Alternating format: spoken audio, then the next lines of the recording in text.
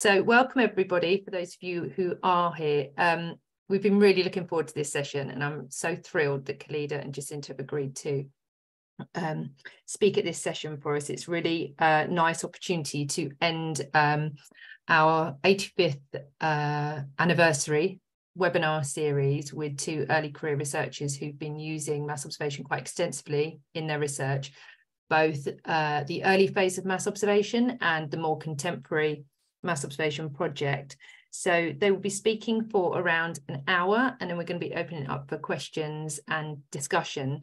We are planning slightly differently this time, that we will record the session in its entirety, because we actually think that a lot that comes out of the discussion will be a really useful resource for peer-to-peer support. So anybody who does ask a question, we can always edit that out. Just get in touch with us and we'll make sure nobody's images are on there either. So I think I will hand over to Suzanne to introduce Jacinta and Khalida, and we'll get underway. Okay. Thanks, Kirsty. So with one eye on the waiting room, I will be introducing our speakers as well as admitting people. But firstly, Jacinta Mallon is a Chase PhD researcher at the University of Kent, and we had the pleasure of Jacinta's company for 4 months earlier this year as she undertook a full-time placement with the Mass Observation Archive. Jacinta's thesis examines home loss in urban Britain during the Second World War, both as a result of the air raids and the British government's own policy of requisition. Her work draws upon material from across the wartime MO collections in order to explore how citizens and state alike experienced and understood domestic dislocation and its myriad emotional, practical and political effects. And Khalida Brophy-Harmer, ESRC PhD researcher at the University of Southampton. Khalida's doctoral research explores the everyday white self in England. She uses directive material collected in the 1990s by a Mass Observation Project to explore race as an identity performance, examining how it was given meaning by social actors, with a critical focus on the role of emotion and the cultural imagination. She asks what this material can reveal about the messiness of whiteness, how important whiteness is to the writing in this archive, and what it can add to contemporary discussions of race in Britain. So thank you both very much for joining us. I think, Jacinta, you're going to kick off first. So I'm going to hand over to you now. I'll see if I can successfully share my screen. It's always a bit of a, there we go. Hopefully that shows up for everyone. Yeah, that's great. Lovely. Right. Not in presenter mode at the moment. There we are. Great. That's cool. Cool. Right. So, hey everyone, and thank you to Suzanne for the introduction and for inviting me here today. Like, you know, it's one of my favourite archives. I'm not really biased, having just spent 4 months there, but it's lovely to kind of be involved in this. So as we said, I'm going to be starting off this session by briefly introducing the original collections of mass observation, which cover a period roughly ranging from the late 1930s to the early 1950s. I'm going to talk a little bit about the organisation's origins first, and then spend a bit of time talking through the kind of form and content of that material to kind of locate where we're working. So for the uninitiated, and I'm sure some of you might know this already, mass observation was originally founded in 1937 by 3 men. So we've got Tom Harrison, who is on the bottom, right at the bottom image, who was a schoolboy ornithologist turned anthropologist.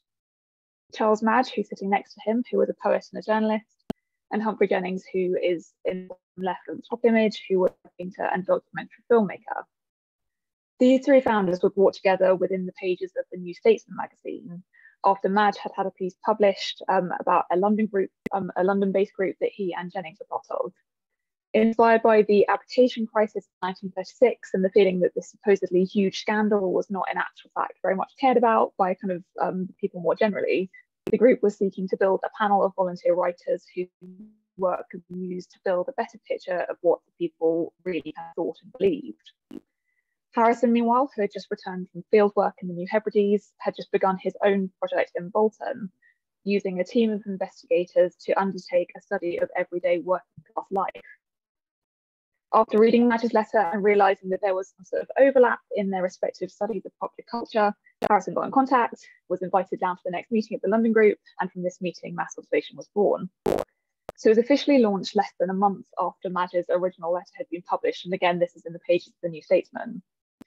In the first official statement, founders of MO laid out their kind of manifesto, emphasising their desire to plot weather maps of public feeling and to look at elements of everyday life which often went unobserved and unrecorded. As you can see from the kind of little extract that I've got up on the screen there, they wanted to really know about the kind of nitty-gritty of ordinary life. So they wanted to know about the behaviour of people at war memorials, about their bathroom behaviours, about the distribution, diffusion and significance of their dirty joke, and about their prejudices and private lives. And so prior to the war, MO's output includes a number of books, such as May the 12th, which was produced from a series of day diaries done around the coronation for King George VI, and other ones like First Year's Work, which chronicle kind of MO's first year. Harrison's project in Bolton also continued under the anthropological code name of Worktown, mapping various elements of everyday life in the northern town.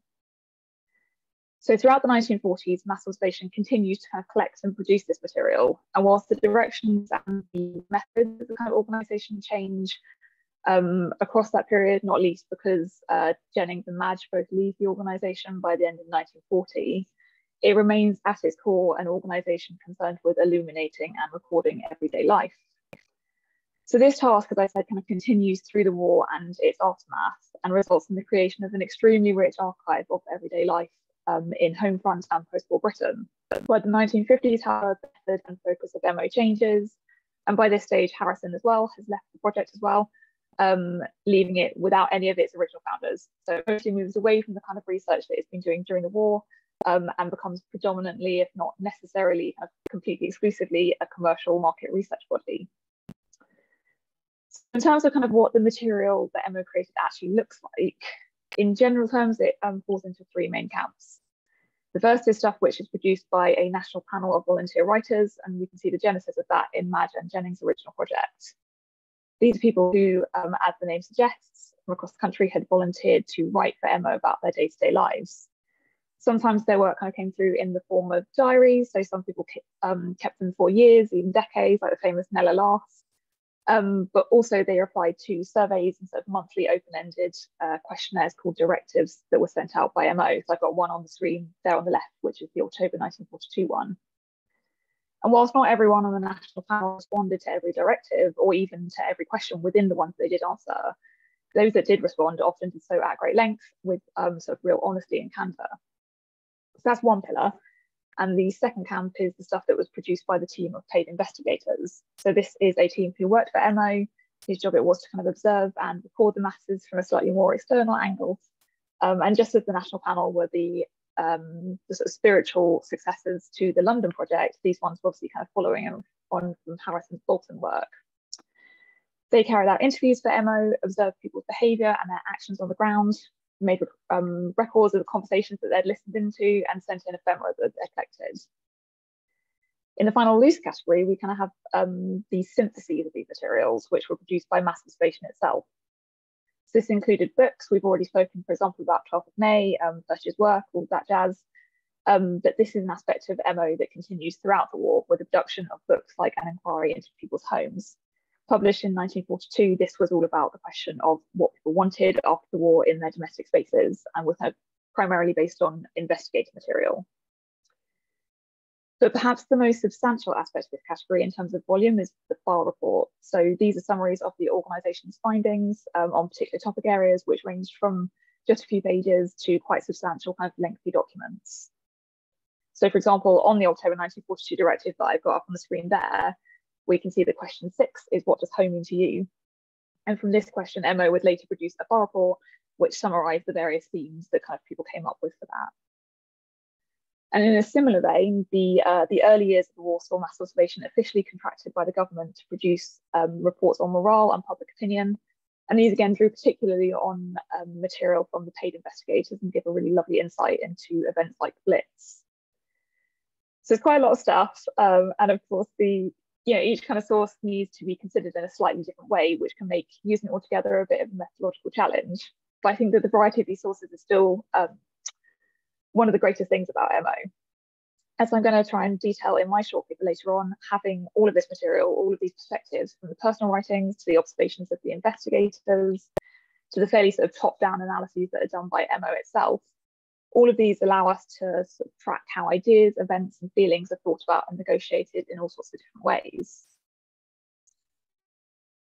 So I'm going to finish up by speaking just a little bit about the content of the original MO archive. And obviously there's more in these collections than really tell anyone about in an hour's presentation, let alone in the next couple of minutes. So what I'm going to say is that if you are a student or a researcher looking at life in Britain between the 1930s and the 1950s, this archive will almost definitely have something in it. So I took a little screen cap of the, hopefully this works, of the topic collections to kind of visually demonstrate just the sheer breadth of the archive. Could see the easiest way to do it. So these were collections which were gathered by paid investigators on different themes. So we can see the collections on everything from housing to air raids to dreams to bird nesting surveys. You can see Harrison's influence there. Propaganda, film, graffiti, post-war hope, spotting. It really does sort of reach into all of these different areas. And that's before you get to the wealth of diary and directed material, which covers this similarly kind of broad timeframe and thematic landscape. So essentially that founding ethos of MO and that desire to look at everyday life as well as its interplay with the big events means that some of the stuff which is so difficult to uncover in other archives is right at the surface of this one, with lots of the smallest aspects of everyday life covered in often very extensive detail. I think we're very lucky to be researchers working at a time that so much of this is available online on the Adam Matthews database, and that so much of it is text searchable. So I think it makes it easier than ever to actually find that material. I'll finish up there and pass the torch on to Khalida to introduce Mass Observation Project.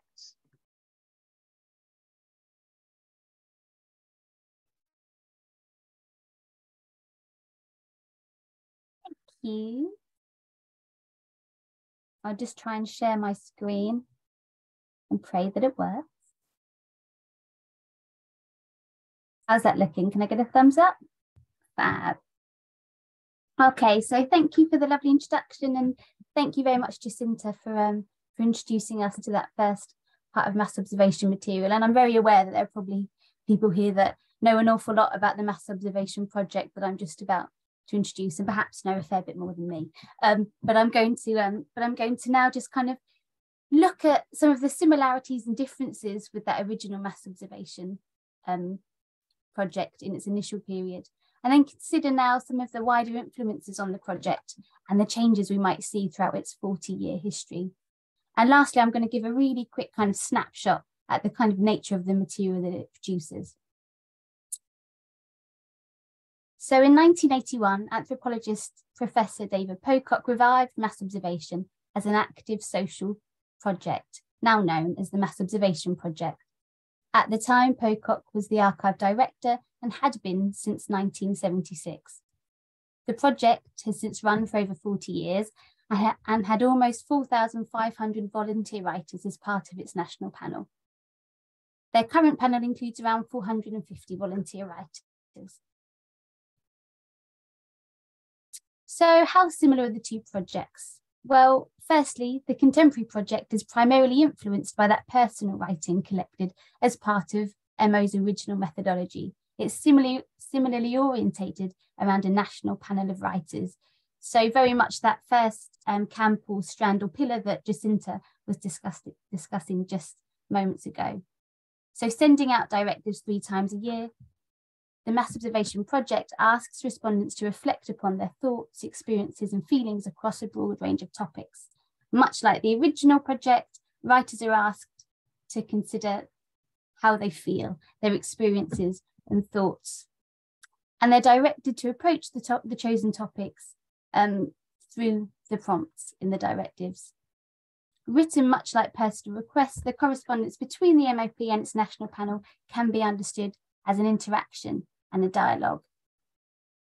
In 2010, the project also issued a call for day diaries of May the 12th, so very much reviving this idea of the day survey from MO's original methodology, in which they look to capture the everyday in a single day across the UK. And the project has since made a May the 12th annual call. So if those are the similarities, if now to look at some of the differences, well, the MOP no longer produces those FAR reports through paid observers, and that second pillar discussed by Jacinta. So all the material that it collects is produced through that national panel of volunteer writers. And I think another really important distinction of the Mass Observation Project since 1981 relates to that third strand, that where formerly MO were looking to publish its findings and impact upon the present, Though the project's material is available for use in research, its national panel predominantly perceive of themselves as writing for future generations and historians. Now, much like its predecessor, the project's focus also shifted over time and in relation to its historical, intellectual and political climate. So as director, David Pocock in part envisioned the Mass Observation Project as a lens with which to record the social conditions of the everyday under Thatcher's government, originally called Mass Observation in the 1980s, or the Inflation Project. Influenced by social anthropology, Pocock was interested in the meanings, values and practices that made up everyday life in Britain and how people interpreted and conceptualised it for themselves. Though building up a bond of trust with respondents on the national panel, Pocock was hesitant to ask intimate questions in directives. So as a result, though varying across topics, matters such as unemployment, currency, inflation tend to be a focus or come up quite often in those directives while Pocock is director. So on the slide, I've put a few examples here. We've got waste and thrift near the top from the 1987 Spring Directive, typical meals from the first in 1981, and then house prices from 1982. So just to give a kind of idea of the way that questions are being asked in this period.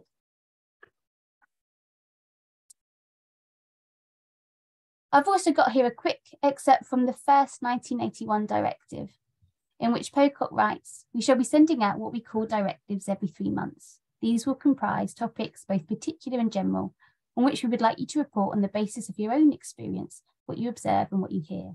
Nothing is too trivial, and you will be surprised, I think, how quickly your eyes and ears become attuned." And this is followed here with an anecdote Pocock recalls of a conversation between two gentlemen in a shop about the price of meat. And he encourages respondents to note down similarly overheard conversations.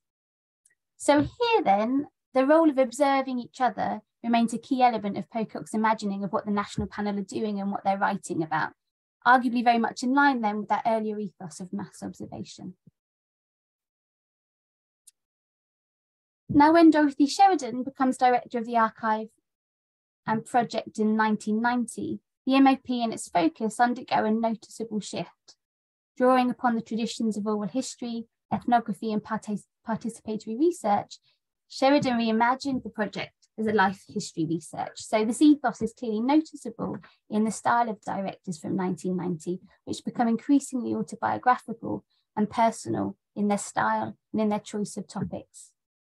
So directors are now asking respondents to reflect upon subjects such as childhood, experiences, education, marriage, sex, aging, as well as current issues. So drawing upon life history practices and with an emphasis upon the constructing of identities through narratives, memory and storytelling, the change in direction in the project mirrored a shift in wider intellectual methodological debates, reflecting the emerging discipline of oral histories and the increasing value being placed on personal stories.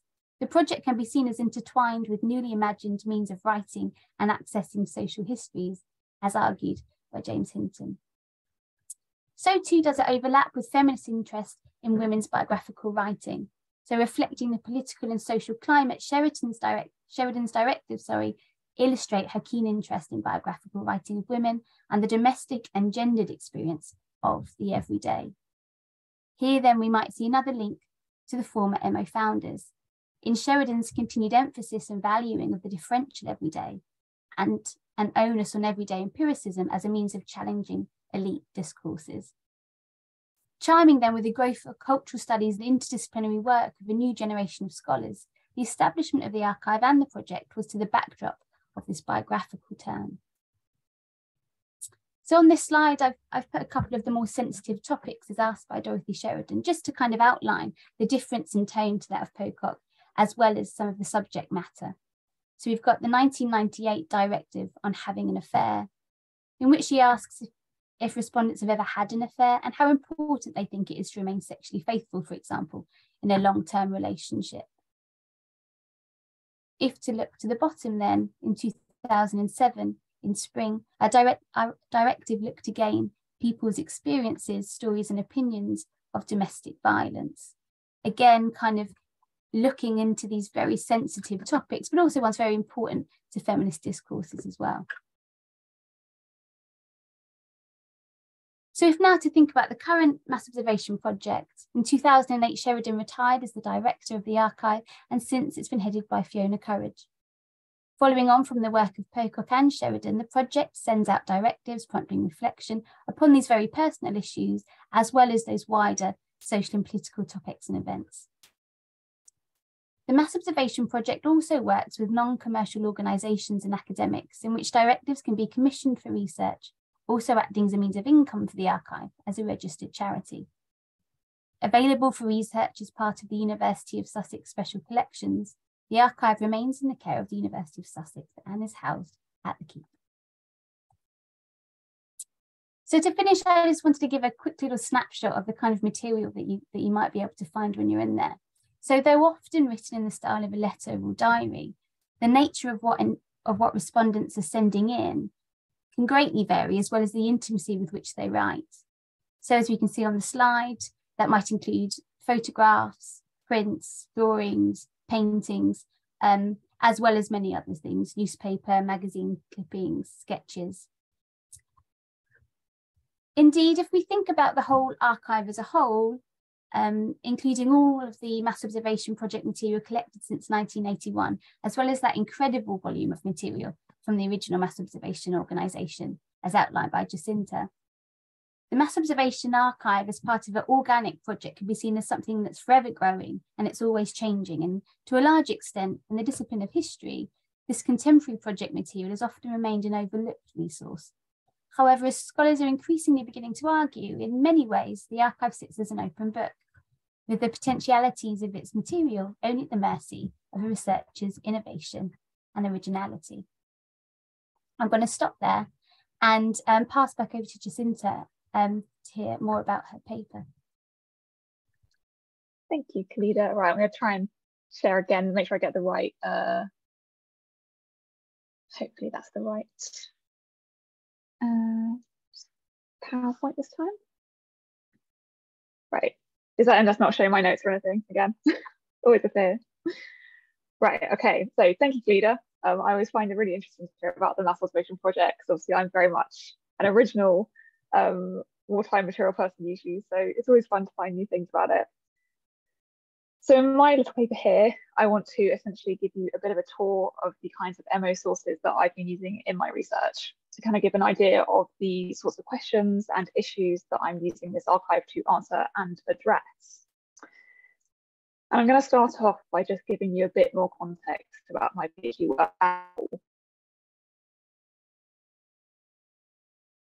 in urban Britain during and around the Second World War.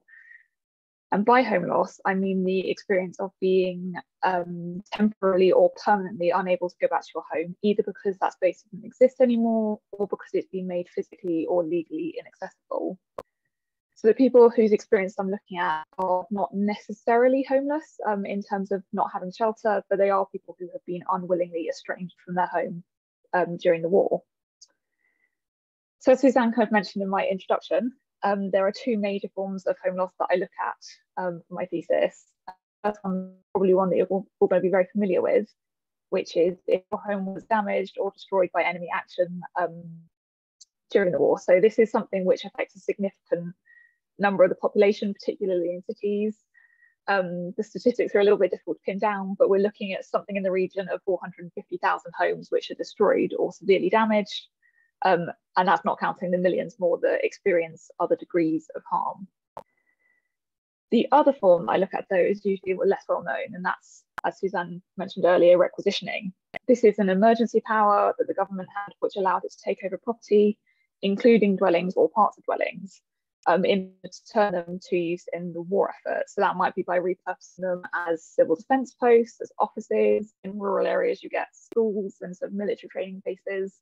But in cities, it's most commonly used as billets. So this is a process that happens throughout the war and well into the post-war. It's not, in fact, until the latter half of the 1950s, some 10 to 15 years after the war had actually ended, that the whole scheme gets completely wound down. So even though this is a much less well-known phenomenon, it's something which is affecting quite a lot of people over a very long period of time. And it's also something that I see as being inherently intertwined with this question of the experience of being bombed out. not only because requisitioned houses are often used to then accommodate those people who have been bombed out of their houses, but also, slightly confusingly, the houses which get requisitioned are often houses which have themselves been hit by bombs already. So people have been forced to leave them, and in their absence, the house has been repaired and then requisitioned. Having said all of this, you'll notice in the rest of this paper that requisitioning isn't going to come up very much. So I mentioned it here because it's a very important part of my thesis. But this is, for me, a limitation of MO. It's sort of unparalleled in the side of the bombing part of the story, but for requisitioning, this archive has a lot of silences that need to be filled by looking at different archives. But taking both of these forms of home loss, what my thesis essentially aims to do is to see how the experience of losing home, whether it was to the enemy or to your own government, how this was thought about and understood, and what the effects of it were. So I'm particularly interested in how ideal responses to home loss are constructed and policed, and how individual citizens negotiate these expectations. And in a connected line, kind of more broadly, I'm interested in how this shapes ideas about what the war meant and what it was being fought for, and the question of what citizens could fairly be asked to give up in service of this fight. So that's the big picture of the thesis, but what can we find in MO to be able to start getting at some of these questions? I'll start with that October 1942 directive, which I introduced briefly earlier, because after all, if we want to know what home loss meant to people, we also have to think about what home meant to them in the first place. And luckily for me, this is the exact question which was put to the national panel in 1942. So at least 172 respondents from the panel replied to this particular question. And as MO would later note in their summary file report, most of them conceptualized their homes as spaces of privacy, of safety, and individuality. So as the first respondent here, for example, wrote, this was a place which felt secure and which was warm and comfortable, a place to go when in trouble, wrote the second, and for the third, a safe anchorage, a very special and intimate and personal refuge, a place where you could be your natural self. In a world that must have felt increasingly violent, and in a society which was placing much more emphasis on the communal and the collective, I think it's pretty unsurprising that citizens were valuing the idea of safety and individuality and privacy in this way. But as each of these three quotes show, these kind of representations of home are often accompanied by a very distinct kind of underlying anxiety. So in the first reply, for example, there's this reference to the relative security of home and to the fact that no matter how safe the writer felt there, the war has made sure that this feeling is essentially an illusion. The second reply is even more explicit, noting that their feeling that the home had been sadly altered by the war and their fear that it would never be the same again. And in the third, we have this very wistful statement right at the end, that they were going to stay where one can shut out the cares of the outside world, but they force themselves in these days. Curiously, these more ambiguous considerations of home don't really make it into MO's file report that they do on this question. So even where they are actually quoted in the report, these kind of more anxious elements are actually just glossed over without much comment. But I think they end up missing out on a really interesting point as a result of this, because some of the responses bring out really strongly the way that the meanings of the wartime home are very much caught between ideal and reality during this period. There's this vision of what people feel the home should do and what they feel it should look like, but this often rests very, very uneasily with the material realities of urban wartime life. And what the MO material really shows us, I think, is how the writers themselves are really engaged in this process of negotiating and making sense of this tension. So, you know, in this case, they're literally doing it as they write. You can see it happening. They're reaffirming the importance of this space, but they're simultaneously expressing all of these anxieties about it, not least the fear that the traits which make it important are the very things which are under threat. And this process of figuring out what the war has done to the home and what the effects of this are also evident in a different way elsewhere in the replies. So I think it's really interesting, for example, how you get these very explicit statements in some of the replies about the idea of home sacrifice, about this idea of having to lose your home as a result of the war. And obviously, this is an eventuality which both the British state and the population more broadly knew would happen to lots of people. In the age of modern aerial warfare, it would simply be impossible to protect everyone and every home, even if you kind of had to look like you were trying to do this.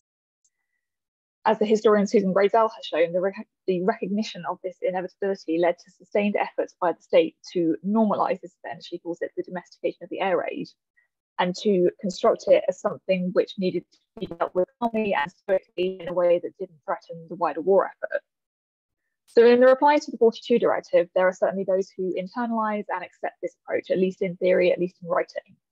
So this respondent at the top, for example, who has written elsewhere in his reply about how much his home meant to him, he still says that this is something that he would willingly give up, he would willingly sacrifice it for a greater cause if need be.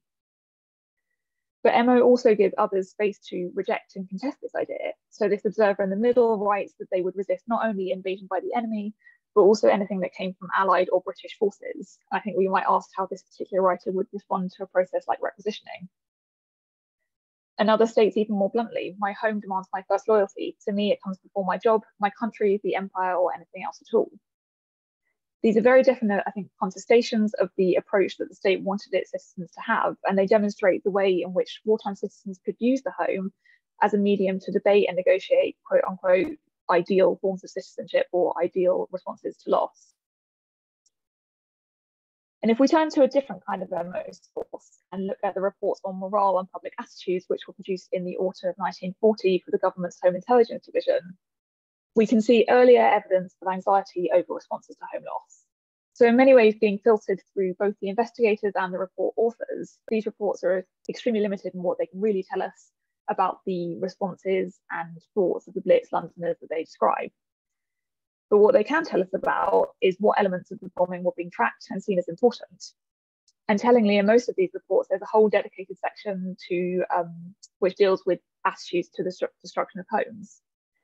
And here, the response of the population to this kind of particular element of the bombing is very anxiously tracked and policed.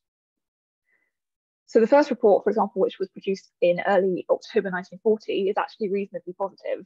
Whilst it argues that bombed out Londoners needed to be shown the appropriate sympathy and interest, it noted a surprisingly low degree of severe shock among this group. The second report echoed this finding that the mass hysteria feared by some had failed to appear, but it begins to be suggested that there are some sort of problem groups to be that need to be kind of kept an eye on, not least those who had experienced damage rather than destruction. I think we can also see here some really interesting indications of how responses outside of stoicism and optimism were policed and disparaged. So those who had lost everything but failed to kind of meet this emotional bar were disparaged in this report as being weak types, which seems a bit mean. By the time of the seventh report, completed in November, concerns about the effects of home loss had moved away from the initial reactions of the bombed out to focus instead on their more long-term responses. So the authors note, for example, here that people were beginning to feel they had been somehow done down by having their homes destroyed, and that this feeling was often focused on the authorities. Other material in and non-mass observations collections tells us that these observations about the destroyed and damaged home becoming a potential flashpoint were fairly well placed. One diary kept by a woman living in London tells the story of a friend who had been bombed out and whose experiences had left her bitter at the war, at the loss of her home, and at the treatment meted out by the authorities. She said that they were treated like paupers. Another diary kept by the full-time MO investigator Kathleen Box recorded how she had similarly had to trek around London searching for a friend of hers whose home had been destroyed. She records this friend's story of home loss and notes her initial reaction and her efforts to reclaim her emotional equilibrium. I can laugh about it now, but at first I kept on trickling tears all day. I couldn't help it. I think this kind of story fits very nicely into the broader narratives of Stoicism, but it's complicated by her subsequent complaints about her struggles to get compensation and her sense that this whole post-raid experience is being unnecessarily complicated and made prohibitively difficult for those who are most in need of help. So even though she successfully completes this task of emotional management of kind of, mastering her kind of shock and her grief over the loss of her home, all of this bitterness over the post-raid experience threatens to still unsettle the relationship between her and the state.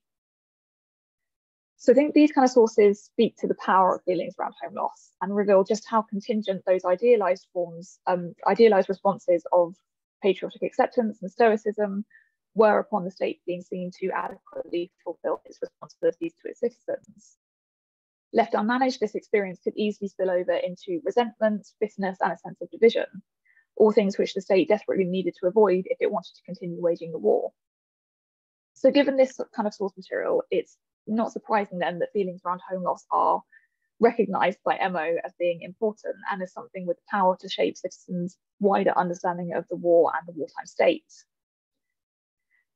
And another place that we see Emma's concern with and interest in this subject here is in one of my favourite sources, which feels like it was sort of made for my topic, which is a set of interviews with people who have been bombed out, which was undertaken by the paid investigator Celia Fremlin in January 1941.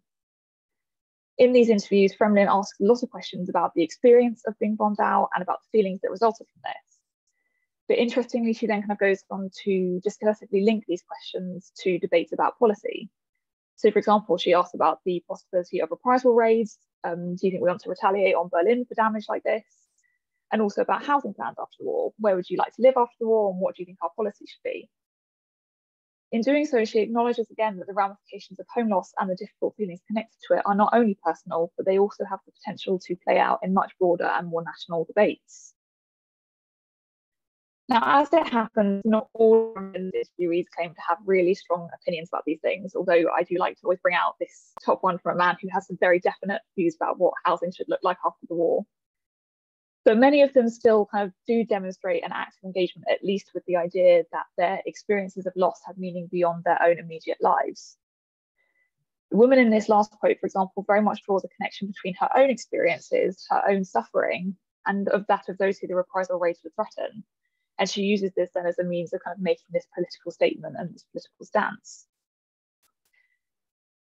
So Fremlin's interest in citizens' understanding of the policy issues was very much connected to Emo's wider interest in planning and reconstruction debates. As I mentioned earlier, one of their major publications during the war, An Inquiry into People's Homes, was intimately concerned with what people wanted their domestic space to look like after the war and why. And we can see that after the war, Emo remains very interested in these the answers to this question. So they create collections, for example, around things like the post-war homes exhibition of 1945 and the Britain Can Make It exhibition of 1946, both of which have a very strong domestic focus. Importantly, though, the records that Emo created and collected around this issue of post-war housing also allow us to find again the voices of those who had lost their homes during the war and to see how they're intervening in this debate. So in the 1942 questionnaire about reconstruction priorities, for example, we can find voices like this woman whose answer appeals for better housing, especially for poorer people, and who specifically links this appeal to her own experience of loss, her experience of losing her home, being forced out of the city, being forced back, and now being placed in this very precarious housing situation. And we can also find evidence of how particular groups positioned themselves amid the clamour for more and better housing. So in this extract from a 1944 essay competition, which was run by Emo and the British Legion, we find one entrant who's obviously a serviceman himself, who advocates very strongly that it's bombed out servicemen in particular who should be first on the housing list after the war. That even above and beyond their other kind of comrades in the fighting forces, that they should be given high to their service, also this wider sacrifice that they've made. So I hope that this paper has kind of given a bit of an idea about how useful mass observations collections are for someone studying the Second World War in Britain. I really only kind of scratched the surface of a much larger array of materials today, but I think even this relatively small sample shows us how Emo allows us to track currents of thought and feeling around events like home loss right through the war years and into the post-war. Through this stuff, we get a really unique insight into how the space of home and the experience of its loss was constructed and experienced in 1940s Britain, and what the legacies and ramifications of this were for citizens themselves and for society more broadly. And just to, if you'll forgive the pun, drive this point home, I wanted to finish up very briefly by showing how the value and usefulness of these collections extends into the modern mass observation project. So I pulled out two quotes here, for example, from a 1988 directive and a 2009 one, both of which speak to the ongoing impacts of wartime home loss on individuals and families. Both respondents here, for example, note how their parents' experience of home loss created material gaps in their family history, which are being seen through the absence of heirlooms. And in doing so, they make clear that the legacies of home loss are continuing to make themselves felt for a very long time after 1945. I think I will stop there and pass back over to Kalida again. Thank you very much. Thank you, Jacinta. That was so interesting. So nice to hear stuff from the early period, because I spend so much with mass observation projects. So thank you so much. Now I'm going to start sharing my screen. Tell me if it's all wrong, please.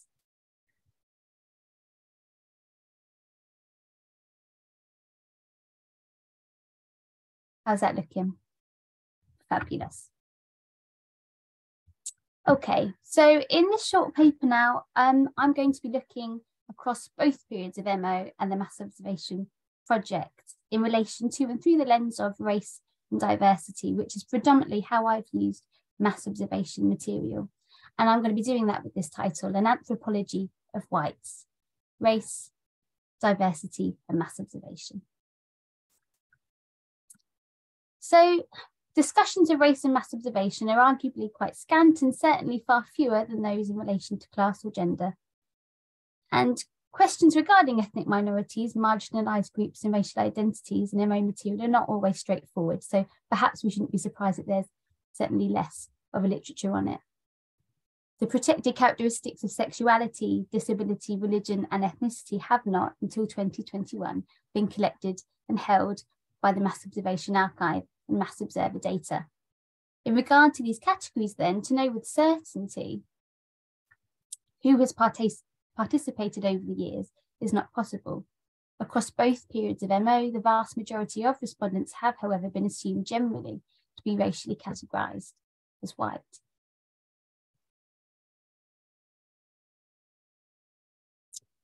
So in this paper, I'm looking to consider MO's early interest in questions of race and how early material might be used in the discussion of minority groups. It will move on to address the makeup of the Volunteer National Panel of Writers, as well as explore the Mass Observation Archive as an organic one with constantly changing possibilities. In a call to look at MO material just from a slightly different viewpoint, I aim to shed just a little light on the role of racial identities in the constructing of MO material and ask how we might use it then in discussions of race and ethnicity in Britain. This discussion really kind of foregrounds and introduces my own doctoral research, which I'm currently doing, which uses MO material to look at race and whiteness in England, which I will finish by outlining and certainly welcome any questions on. So from its inception then, and from its beginnings, everyday perceptions of racial difference in Britain were of interest to the founders of MO. The racialised other was to become a recurring theme in directive questionnaires, topic collections and file reports in this early period, with a particular focus on Jewish people and anti-Semitism. This interest reflects MO's critical backdrop, the rise of fascism in Europe. The original pamphlet in 1937, looking across the continent, warned of the racial superstitions that could be evoked in the name of nation and their potentially devastating effects.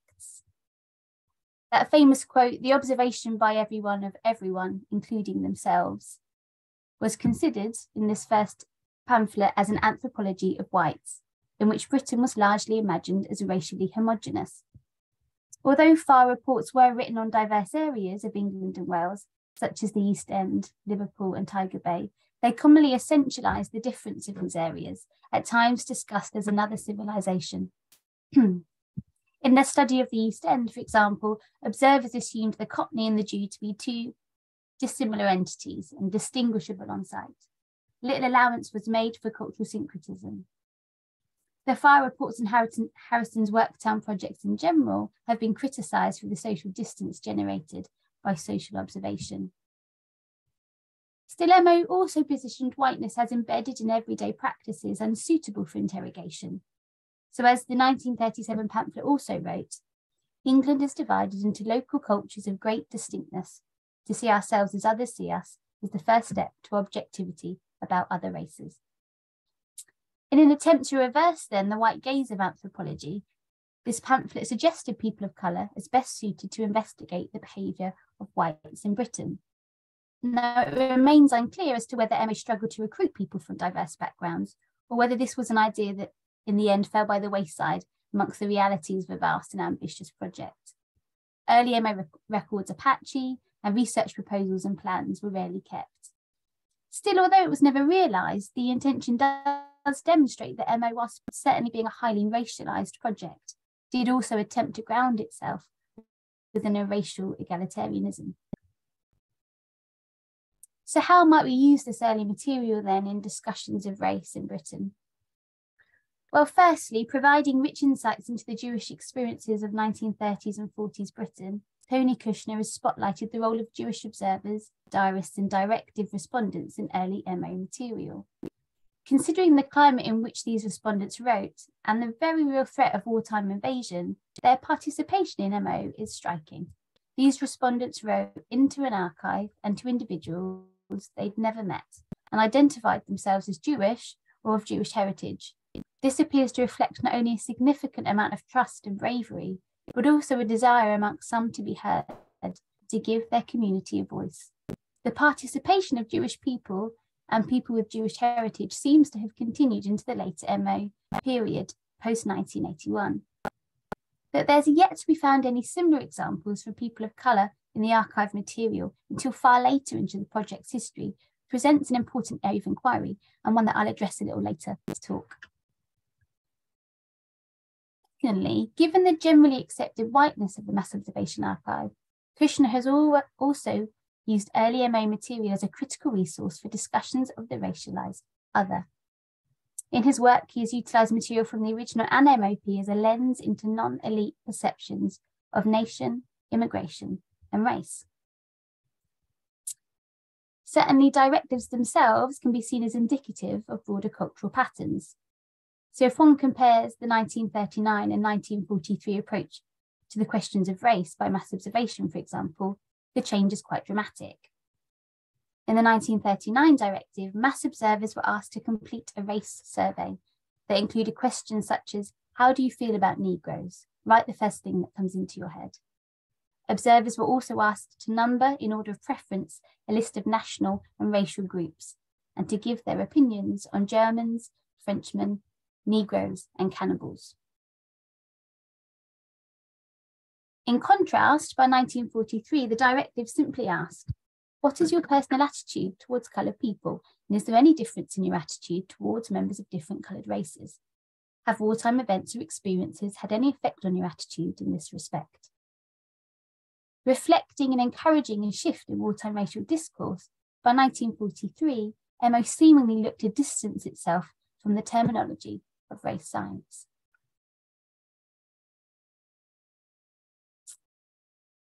MO responses also offer windows into the imagery, narratives, and cultural repertoires from which non-elite discussions of race were dependent. So in 1939, frequent points of reference are Harriet Beecher Stowe's Uncle Tom's Cabin, 1930s cinematic epics, and the revered actor Paul Robeson. By 1943, discussions have moved on to the presence of Black GIs in Britain, with many responses demonstrating an awareness of people of colour's contribution to the war effort, an acknowledgement, soon lost arguably to British collective amnesia. As a young man of 23 years in the armed forces wrote, the part being played by the coloured races in the fight against fascism has strengthened my belief in them and my connection that they should be granted equal rights.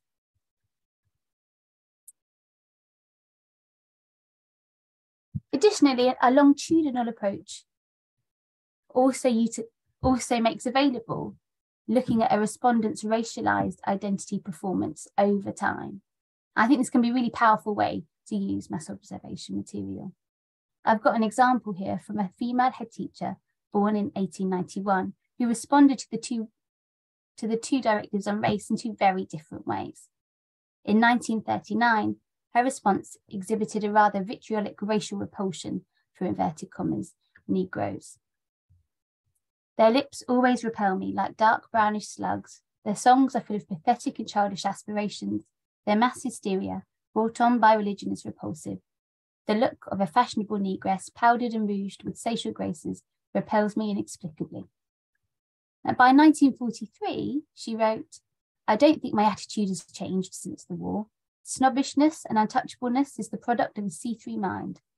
Coloured people have their own contribution to the world, and I can't see why we feel superior just because our skin is different. Now, although it is not possible to determine whether this woman in her day-to-day life had been liberated from her previously stated anti-Black, racist sentiments, by 1943, what she deemed acceptable to be observed thinking, particularly within this context, appears to have altered. So fifthly, respondents frequently point to encounters with people of colour. These recollections serve to counter historical narratives of a monocultural and racially homogenous Britain prior to the Windrush and partition generations. Early MO material frequently outlines the embeddedness of xenophobia and racism in British culture. We gained then a glimpse into the worlds and maps of discourse that minority and marginalised people had to navigate day to day and live within. This was very much the tactic of Colin Grant, who in his 2018 book Homecoming used MO responses to demonstrate some of the perceptions and assumptions of ordinary people in Britain. He placed MO responses alongside the voices of West Indian migrants. Early mass observation volunteer writing also spotlights segregated racial spaces and the de facto character of racialised structures in Britain. So a respondent writes in talking about the banning of a black man from a public swimming baths, while reports on Cardiff and Liverpool highlight racial exclusion and again the use of colour bars. They also give detailed descriptions of the living conditions of foreign sailors. Additionally, even if not recognised as such by the observers themselves, and despite this fixation upon their otherness, FAR reports do discuss the everydayness of interracial communities and relationships in Britain, as well as the ordinary presence of people of colour in such communities. So although frustratingly mediated through a white voice, MO material can at times grant fragmented glimpses and snapshots into the lives of minority groups in Britain. As illustrated in the case of Colin Grant, the primary way of using material in the discussion of minorities has been to supplement it, through combining oral histories and testimonies from minority groups. A moodscape of a particular moment or generation in British history can be built. For example, using this method and later material from the Mass Observation Project, Matt Cook combined volunteer writing with material from LGBTQ archives to map the emotional pulse of the AIDS crisis in Britain. So in the remaining time, I'm now going to shift along chronologically a little and look to further consider questions of diversity and the Mass Observation Project post-1981, particularly focusing on minority ethnic groups and people of colour, with a real onus then on volunteering to write and who's doing it. Certainly, who has been included in the Mass Observation national panels and how the writing might be used has inspired an extensive quantity of secondary literature. The representativeness of MO, and particularly the MOP, has been discussed and debated at length. This partly reflects the wider community of researchers who now look to use the material, spanning both the social sciences and humanities. Researchers have utilised the skewed nature of the archive, problematised previous perceptions of the panel, particularly in regard to class, as well as devised strategies of sampling to achieve a variety of voices. However, questions of race and ethnicity and the seemingly persistent whiteness of the Mass Observation archive have received far less attention.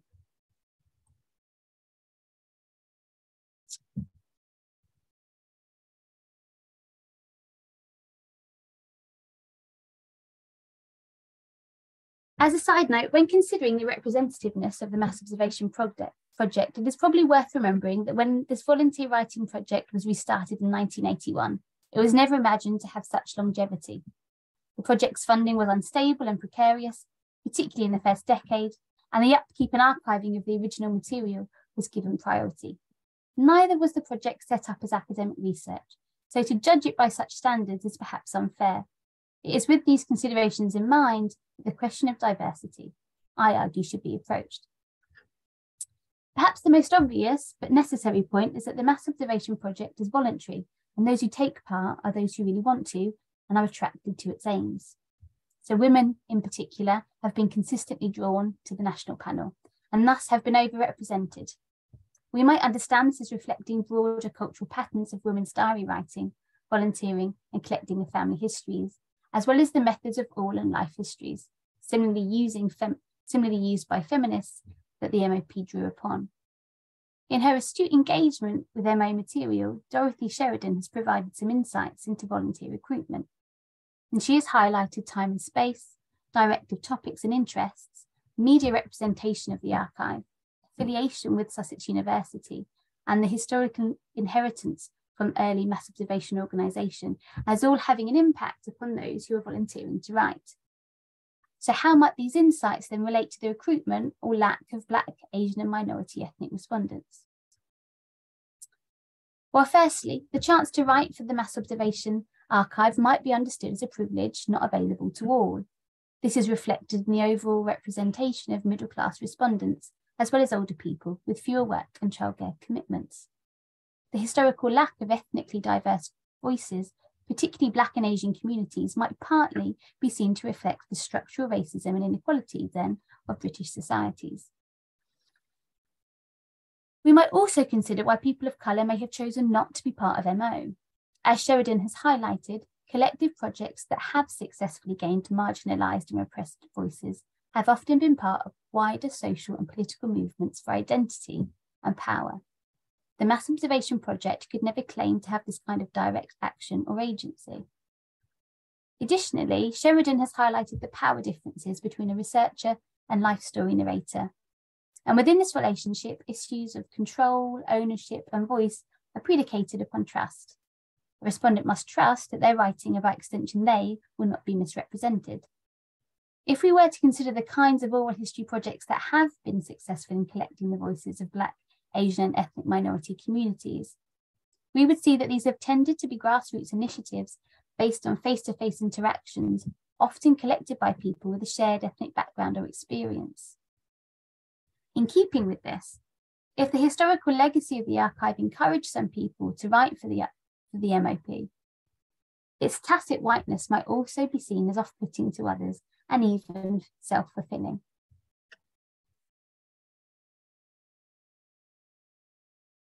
So as an observer, to formally record your ethnicity wasn't possible until 2021, and Sheridan recorded this decision as reflecting a fear of the misuse of data in a climate of far-right activity.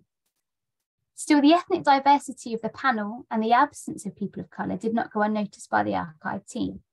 In 1937, as part of a special recruitment campaign, Asian and Afro-Caribbean communities were targeted for recruitment by the Mass Observation Project in the hope of diversifying the panel, along with younger volunteers and working class men. In 1994, demographic eligibility criteria for new participants was also introduced to address the skewed nature of the panel, primarily concerned with class, region and gender.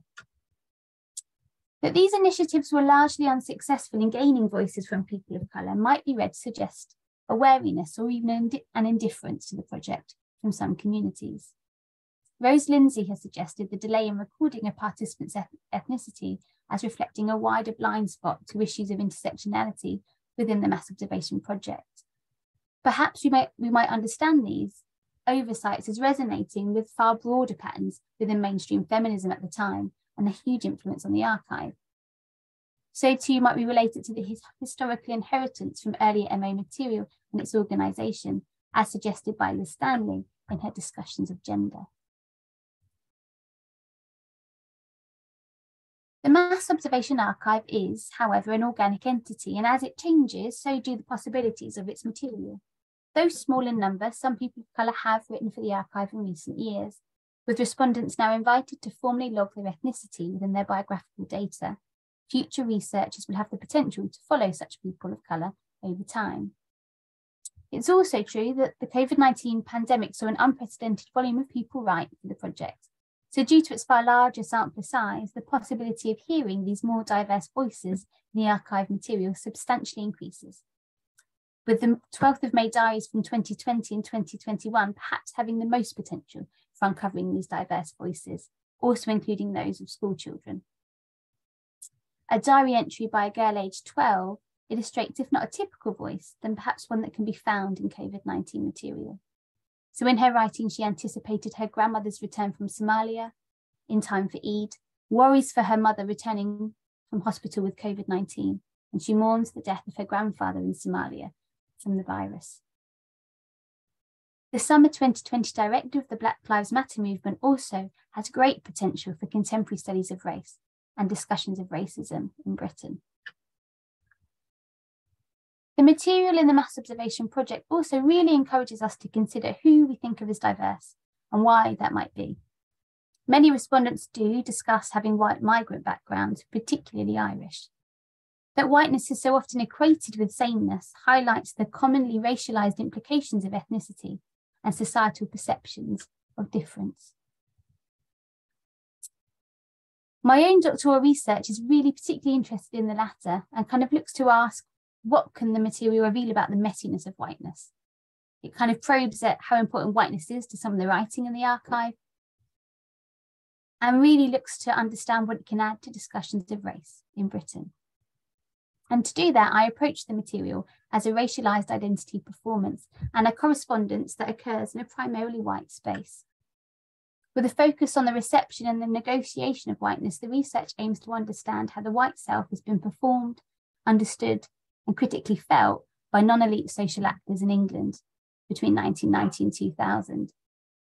By placing these MO voices at its centre, it really stresses the role of ordinary white individuals within structures and systems of race and social and cultural change. Looking to acknowledge that how we identify, how we feel and make sense of race isn't static, but changeable, and this is critical to understanding how race works, the study looks to explore and allow for the messiness of racialised identity performances. In using mass observation material, I'm really interested in the role of emotion, in cultural stories and imaginations, in the constructing and the performing of white identities. So I'm particularly interested then in the doings of race, its malleability and how it's being produced, and at times how fractured and fragmented in nature it can be. I'm very conscious that everyone's done a lot of listening to me talking, and I'm going to finish there. But I really look forward to hopefully a really fruitful discussion about the research that myself and Jacinta have been doing, and discussions more broadly about the challenges and issues of using mass observation. So thank you very much, and I'll stop sharing now.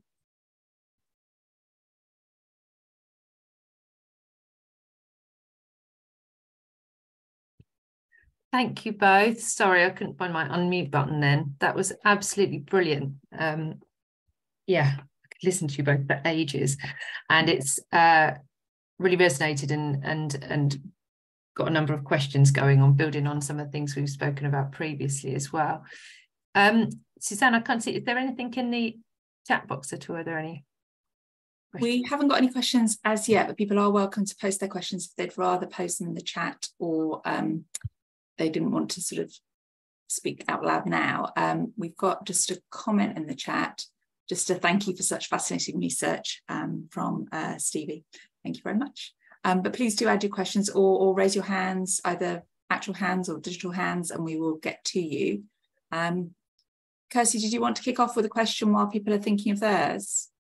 Yeah, I was just going to, so going on from what you just said, Khalida, whether you could both share a little bit more about, you touched on file reports, Jacinta and Khalida, the directive responses, but how have you kind of selected that material? What were your first experiences and things coming from like ahead of a new researcher? Today was about helping people make those inroads and approaches to the material.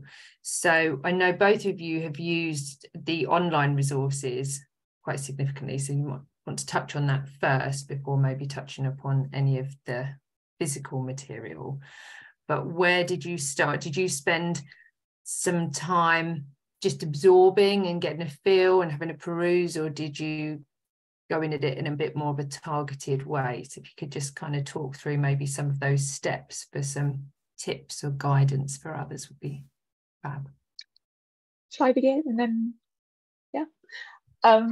Yeah, I think, I know that when I first started using MO, and I first started using the online database in particular, that you are kind of confronted with just like a huge array of stuff, right? And I think you end up with like 98 tabs open and can't remember what's in it by the end of it. And I kind of quickly figured out that maybe that perusing angle wasn't quite right, just because there's so much of it. And so you have to be a bit more targeted.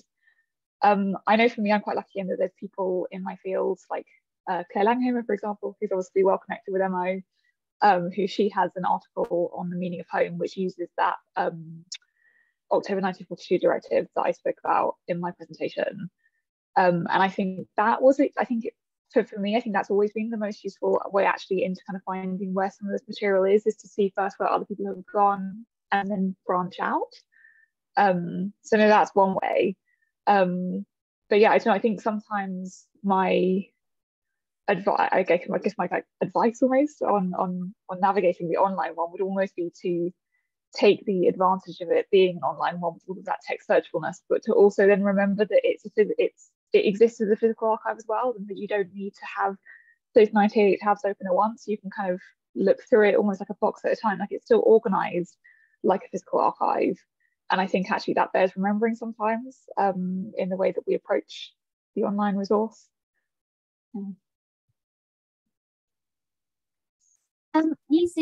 I'll think about particularly, I suppose, my research using the mass observation project, and I suppose in particularly looking at race, I was interested in, and I'm very interested in the kind of that corresponding nature of mass observation, because I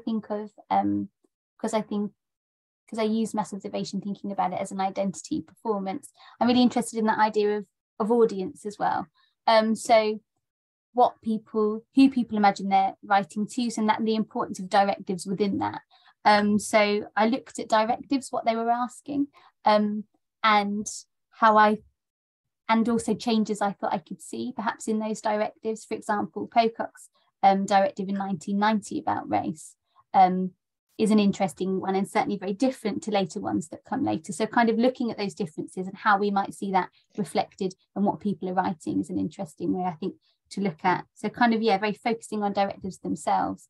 But I think that said, the more that you look at directives, the more you think, oh, I could use loads of them.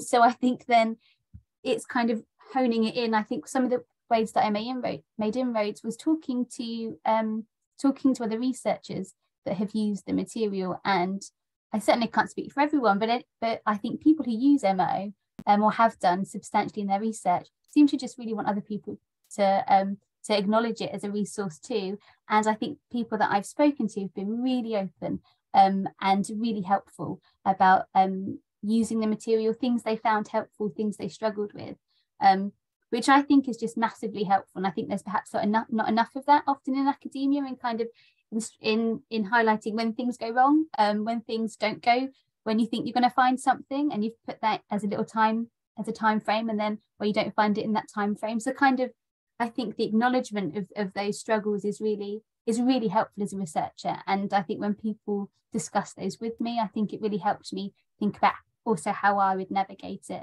I think Rose Lindsay's written a paper on this, particularly calling for that kind of interdisciplinary discussion of using MO, which I found really helpful.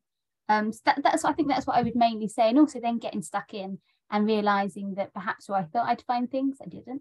And in places where I wasn't so sure thinking I was going to find them, I did. So I think it's also, as you're making those plans, make sure you're also staying in touch with the material, because assume nothing is what I would also say, because it doesn't always, the way that people talk about things aren't always the way that you assume they were, if that's answered it in any way. Yeah, I would definitely echo that as well, is that idea of like adaptability within the archive, because I know that it happens with all archives, right? But I think especially with MO, that stuff is always popping up in places that you don't expect it to be. So I know the classic example that you have at the archive is the Eurovision one, and how that brings up all of these questions of politics that you kind of wouldn't really think necessarily go straight there. If you were keyword searching, you'd be looking for politics or whatever in the name of the directive. And actually, I think, yeah, having that really open mind to where you might find that stuff is really important, especially with MO. Yeah. And I think, just to jump in on that, I think one of the issues with it being word searchable perhaps is that there's the temptability to kind of put in what you think is going to come up, and I think you probably run the risk of missing an awful lot. So I would put that probably as a word of caution as well, in terms of making sure that you're also including things that you can catch the bits that you don't expect. But that's hard to get in a methodology, I'm sure. So we've got a question on time, and you both alluded to how overwhelming mass observation can be. Stevie's asking, how long have you both been working with the archive, and should be interested to know how much time in the archive has gone into your current research as it stands? I don't know if I would love to put a time frame on it, because it would make me feel like I spent a lot of my time doing this. But yeah, I don't know. I think it's one of my, certainly for me, it's one of my major ones, but not my only one. I think the advantage of it all being online for me means that actually it sometimes takes less time than doing physical archive trips, and so it can be more efficient. But obviously, again, there's a degree of material that makes it just an enormous project whenever you're getting into it. Like I said, those 98 tabs, they take time to get through. But yeah, I mean, I've been working with the MO material since my master's pretty much. So it's kind of over the last 4 or 5 years, essentially, I suppose. I've just sort of had it with me constantly. But yeah, it is time consuming, I think, like any archive research. Yeah. Similarly, I used mass observation for my master's dissertation, and that's when I was looking at the 1939-1943 directives, and then mass observation is one of the key resources for my PhD now, really, which is kind of really in depth and tries to look at these intimate kind of discussions and negotiations of race. So I've spent a lot of time looking at mass observation material. What I generally try to do is kind of look at, or increasingly what I'm going to be doing as well, is now I've got a good idea of what I'm using, is to come and look at it in its physical form, which I think, as Jacinta's kind of nodded at, you get, because of the ease of doing it from home, and particularly if you have other, if you don't live in Brighton, or if you've got lots of other things on your plate, then it can be easy to kind of just do it on the screen. So I think it is, I'm really looking forward to doing more of the kind of materiality of the sources, which I think we'll touch on perhaps discussing emotion as well anyway, but there's the difference perhaps in looking at something and holding something that somebody's handwritten is perhaps a very different experience. So kind of getting that and acknowledging that too. Yeah, could you, we have touched on this a bit in the past when we've had our discussions, but to share a little bit about how you've read the emotions, both the very kind of emotive research topics, and how you've read the material, but also your position as a researcher. And something that Suzanne and I are always doing in our teaching is constantly saying that MO comes, with sort of trigger health warning. It doesn't matter what you're looking at, you're suddenly catapulted into people's lives and their thoughts, and they're sharing the most intimate of experiences, and that's never been so powerful as we've experienced recently with our COVID collection. So yeah, it'd be really interesting to hear a little bit more about your experiences around that. Jacinta? Yeah, me first. So I think in terms of the emotion and how I'm reading it, I think that again, I'm very lucky, I think, to have people in my field kind of working with mass observation. So again, Claire Langhammer, but also Lucy Noakes, and I think Susan Braybell uses mass obs stuff as well, who are all kind of working around these ideas of emotion and in some cases space during the war, who are all using this material. I think they kind of, for me, that's been such an important framework upon which I can kind of build and use that to kind of be able to read emotion in these things, because I think, as hopefully it was kind of coming out in my presentation, I think the way the bits of it that I'm very interested in is how it's being constructed and policed, and how kind of people are talking about emotion, and it's something I think that MO is particularly good for, but which obviously differs between all these different sources as well. So obviously you read that very differently in a directive reply to how you would read it in those investigator reports, or in the morale reports, or in the kind of the books that they produce at the end of it. And it's all kind of, I think, for me, I always go back to those framework things and look at how they've been looking at it, and kind of reflect on how that works for my topic. And obviously sometimes there's nothing there to build on. You have to kind of figure out yourself. But I think yeah, they're always very useful. And in terms of as a kind of actual researcher yourself and reading it, I think when we've had these discussions before, I think I said it, that there's a lot of distance between me and the original material that I'm looking at. And I think even though I'm often dealing with quite kind of sad stories of people who've lost their homes and they're very sad, and often quite violent aspects of those stories and stuff, I think that I am able to distance myself a little bit more from it than you would be with other stuff. So when I was doing my placement with MO, for example, and working with the COVID collections, I found those much trickier to kind of navigate and deal. It'd be interesting to see what Khalida says about working with that more modern material, where you're kind of, it's so much closer to home in a way that the wartime material doesn't always feel. Like, I think it brings it to life, but it's, you know, that it happened sort of, you know, 80 years ago. And so I think it puts you in a very different position emotionally as a researcher. Thinking myself, and I definitely would say thinking it feels very close to home using looking at the mass observation project material, more so than when I looked at those kind of ones from the 30s and 40s. In looking at emotion within my work, I suppose, and increasingly now there's an awful lot of theory and a body of work thinking about emotion and how we might understand it and use it. And I think that can be really helpful. It can also be quite cluttering, that you think, which one shall I use? And how do I think emotion's working? But I think thinking about emotion as a site of power is really helpful in thinking about how it's used, and both past and present, in the sense that it's recalling, it's dependent upon social scripts and something that exists, but it also is very present in that, particularly in mass observation writing, is that it's performative. And as you read it, you're feeling an emotion. To feel that somebody is sad, to hear that somebody is crying what they've cried, makes you feel a certain way. And that kind of cycle of emotion as well, which I think is really important, again, to mass observation, because it is written to be read, and that essence of that audience. But I think within that, in mass observation, I think there's a lot of really great literature on this as well, particularly from Sheridan and Pollan, thinking about who people envisage themselves as writing to, and also the purpose of what they think they're doing. And I think that's really important when we're thinking about emotion, that sometimes something that comes up quite a lot with notions of race, that people say they instinctively feel like something. And I think you can read that in a few different ways. You might read that as thinking about the kind of coercive capabilities of micro powers and how symbols can have these kind of close-knit associations to certain symbols, such as a historic symbol. Or we might think of it as a way of somebody trying to take away responsibility by saying something quite horrendous. Bigots quite often say they instinctively feel like something, they can't help it. So it's kind of thinking about this negotiation of power and how emotions being used within something, I think, can be really, really helpful. And it really depends on how you're looking to use it.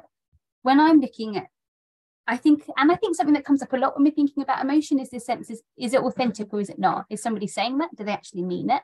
And you're never really gonna, that's not something you're gonna ever know. But I think when I look at emotion and identity performances, I'd argue that, well, actually, it doesn't make an awful lot of difference, because what you're performing in that time is creating, if we're talking about whiteness, is producing it. That's what it's doing as it's being written, and when you're reading it, despite wherever it's coming from, the effect is the same. So the same as if somebody's with a group of racist friends and they don't really mean it, but they say it and they act a certain way. Well, it's still happening in the same way. That the social production of race is happening in a similar way. If that's helpful. And in terms of thinking about it personally, I'd say I found looking at the mass observation project and I think it affects you in ways you don't always expect, and things can take you by surprise. Also, in terms of I think quite a lot about the contradictory nature of what people write, and particularly when you've read things by somebody just pretty horrific things to say. And then you also read things that you feel very emotively, you feel real empathy for them. I think it'd be a very conflicting situation to be in, where you really feel for somebody else's pain, and you've also read some really quite despicable things. So I think it can be quite a confusing place to be in as a researcher, and also having that space. I think I do look at things that are very important to me. I also look at a period of time that I grew up in. So people talking about race and racism in a time that I experienced racism is something that I think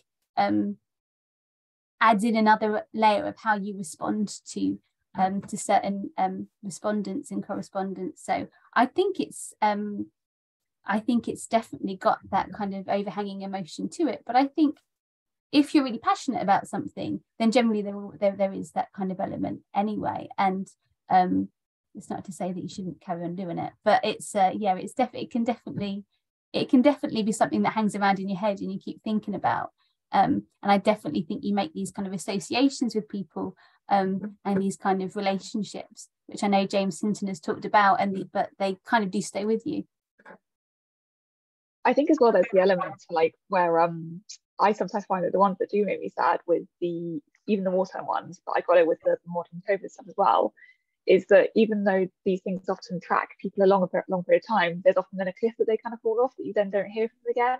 And I feel like what sometimes gets me actually about the mass observation stuff is like that kind of wondering what happened to people and for that, and these stories that aren't completed, and that those become part of the research, but I think those can be very sad. In another way, I think that's that's something that I think you wouldn't expect to get, like the absence of stuff to be the stuff that actually like sets you off a little bit.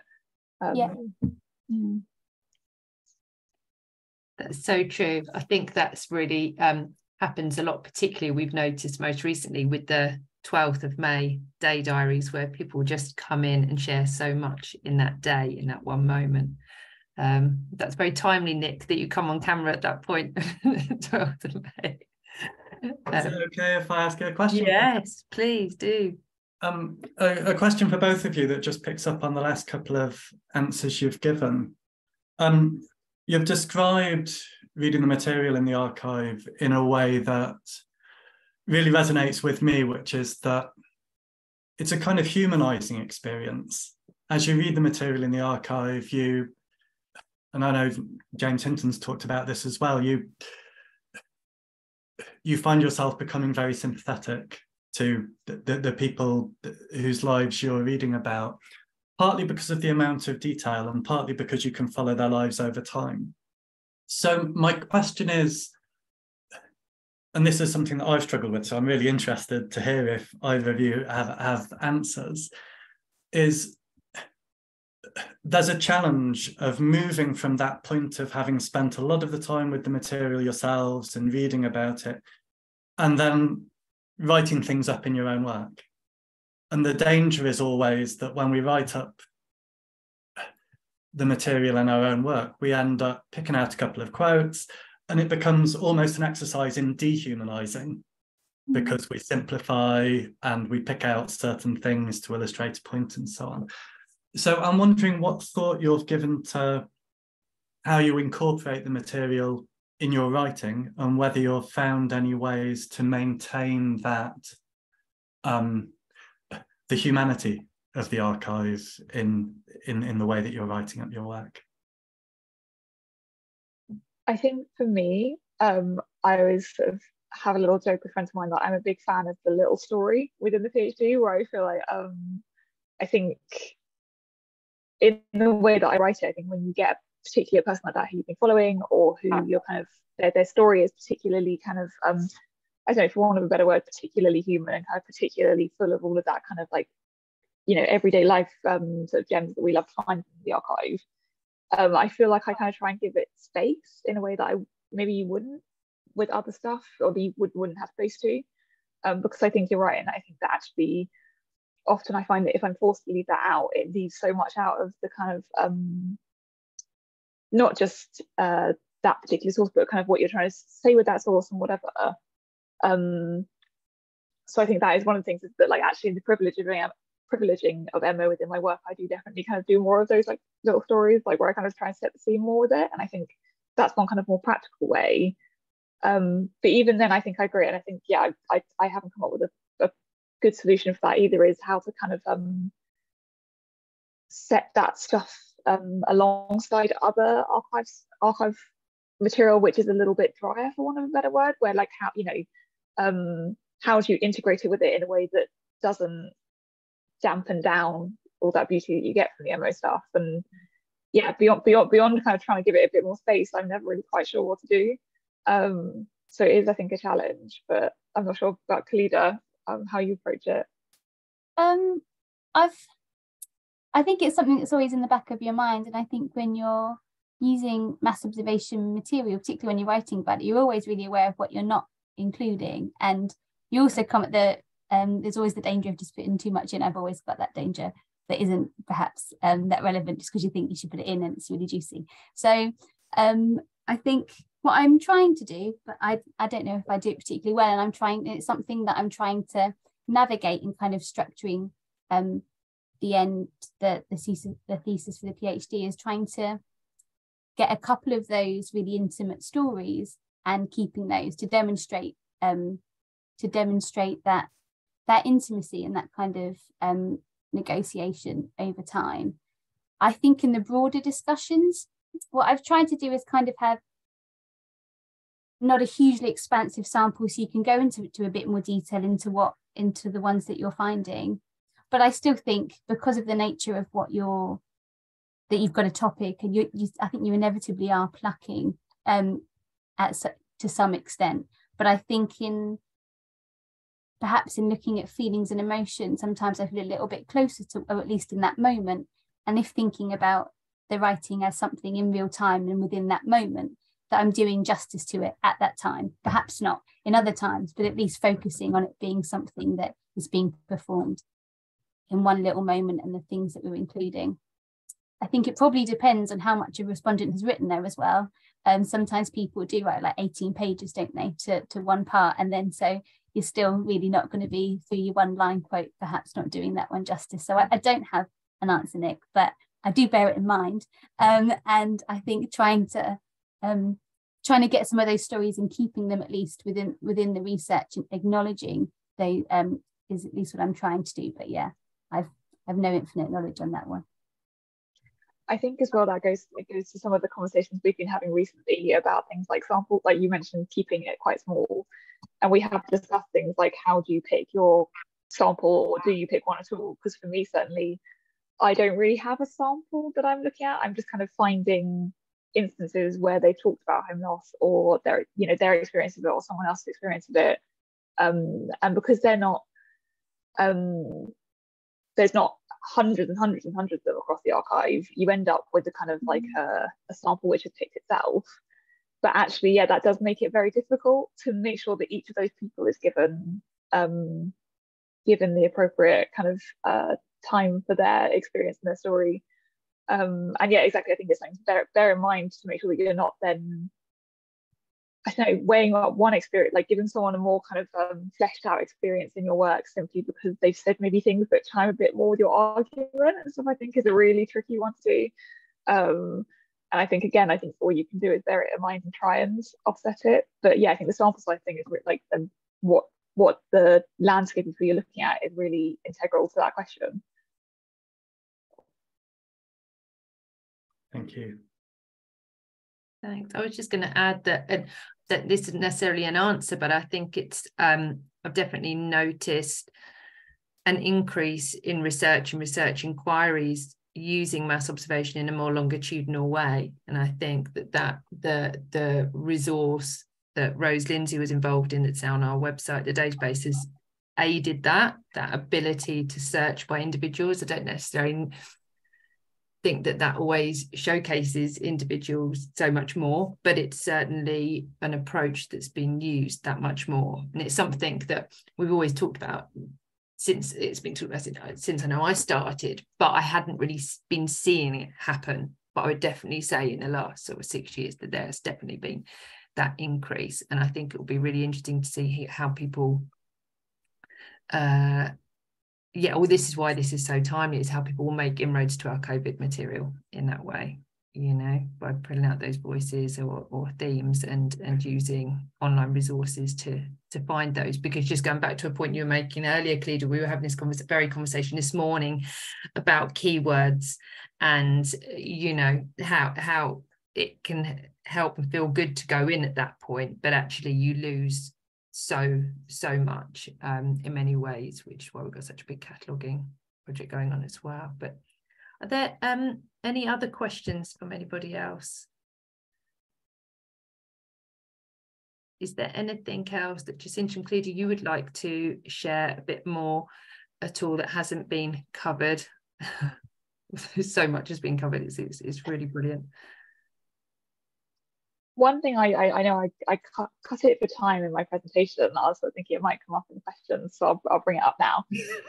Is also, you know, seamless segue there. Is also, I think, with the mass observation stuff, I think one of the things that I never realized before I did the placement is how much other stuff you have even outside of the stuff that we've talked about today. So I had a whole little paragraph in my intro to mass observation section that was about the kind of accompanying collections that you guys have attached to the archive that weren't produced by mass observation, but which are kind of held by the Modern Archive.